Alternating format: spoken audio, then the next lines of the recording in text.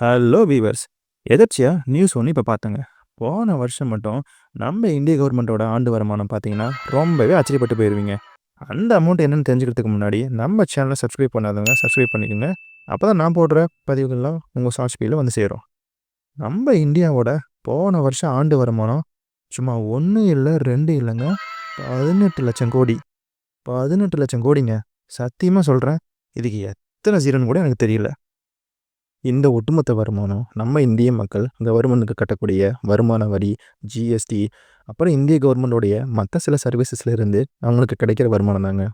சரி, ஒரு ஆசைக்காக நம்ம சேட் ஜிபிட்ட போயிட்டு ஒரு 10க்கு 10 ரூமில் இந்த 18,00,000 கோடியும் போட்டு வைக்கணும், அதுவும் எல்லாமே 500 நோட்டாக இருக்கணும். ஸோ எத்தனை ரூம் தேவைப்படும்னு கேட்டேன். அதுக்கு ஒரு பாருங்க, ஒரு ஷாக்கு. 1,4 கோடி ரூமுங்க.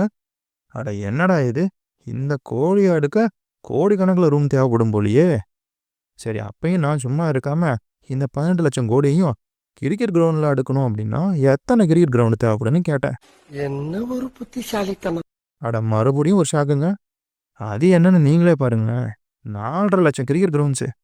இவ்வளோ அமௌண்ட்டை வைக்கிறதுக்கு இந்த உலகத்தில் இருக்கிற கிரிக்கெட் கிரவுண்டே பத்தாது போலயே.